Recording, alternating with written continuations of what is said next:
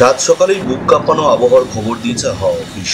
আজকের আপডেট অনুযায়ী আজ রাত থেকেই দক্ষিণবঙ্গের আকাশে বিরাট পরিবর্তন আসতে চলেছে।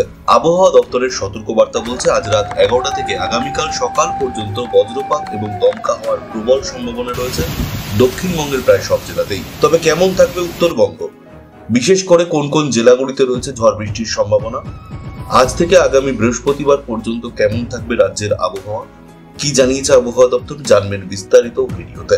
তাই অবশ্যই ভিডিওটি শেষ পর্যন্ত দেখবেন এবং আপনি আপনার জেলার নাম ভিডিওর কমেন্ট বক্সে কমেন্ট করে আমাদের জানিয়ে দেবেন।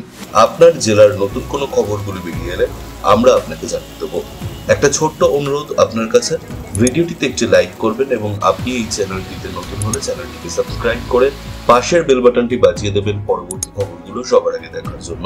আজ বিশেষ করে উত্তর 24 পরগনা, নদিয়া, কলকাতা, হাওড়া ও দক্ষিণ 24 পরগনা, পূর্ব মেদিনীপুর, পশ্চিম মেদিনীপুর, ঝাড়গ্রাম এবং পূর্ব বর্ধমানে রয়েছে ঝড় বৃষ্টির সম্ভাবনা। আজ রাতেই দক্ষিণবঙ্গের আকাশে তৈরি হতে পারে একটি স্কোয়ার ফ্রন্ট।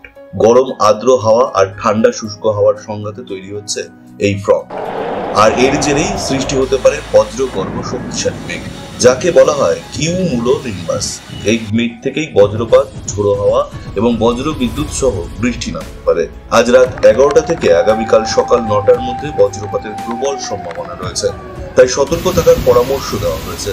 খোলা মাঠে বা বিদ্যুতের খুঁটির নিচে দাঁড়ানো থেকে বিরত থাকুন, ফাঁকা কৃষি জমিতে কাজ করবেন না এবং অবশ্যই দামিনী অ্যাপ ব্যবহার করবেন। এই অ্যাপ আপনাকে বজ্রপাতের আগাম সতর্কবার্তা জানিয়ে দেবে। বৃষ্টি না হলে সারাদিন থাকবে আর্দ্র অস্বস্তি।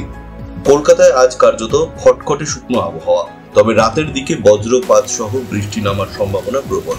আগামীকাল মঙ্গলবার থেকে কলকাতায় বৃষ্টির দাপট বাড়বে। এখানেই শেষ নয়, বুধবারেও বজ্র বিদ্যুৎ সহ বৃষ্টি এবং 30 থেকে 40 কিলোমিটার গতিবেগে দমকা হওয়ার পূর্বাভাস রয়েছে। বেশি প্রভাব পড়বে পূর্ব ও পশ্চিম মেদিনীপুর, ঝাড়গ্রাম এবং দক্ষিণ 24 পরগনায়।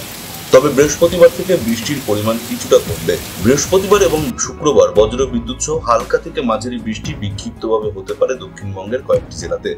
বাতাসে জলীয় বাষ্প বেশি থাকায় আর্দ্রতাজনিত অস্বস্তি বজায় থাকবে।